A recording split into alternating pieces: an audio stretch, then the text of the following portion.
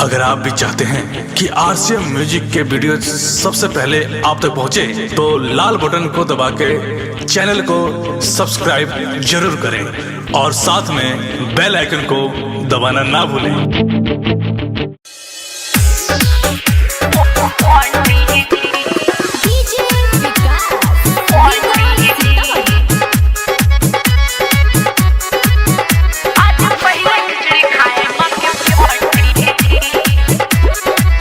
Vaishno recording studio Delhi.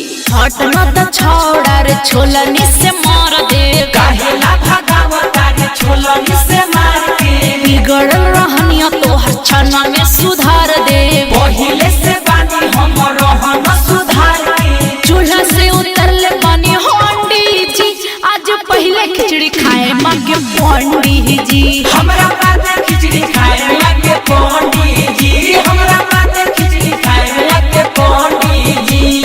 जेबे दुआर में के मारे तोके खिचड़ी देना, आज पहले खिचड़ी खाए मां के पोहंडी जी, आज पहले खिचड़ी खाए मां के पोहंडी जी।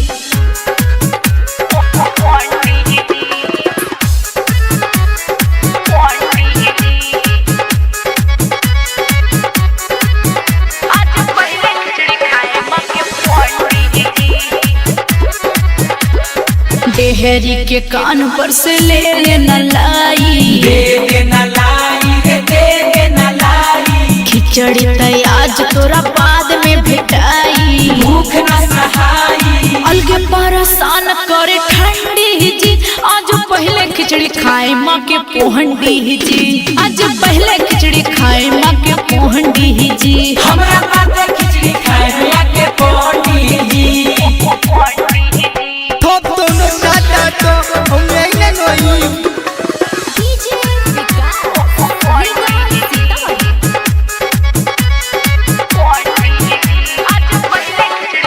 माँ वैष्णो रिकॉर्डिंग स्टूडियो दिल्ली।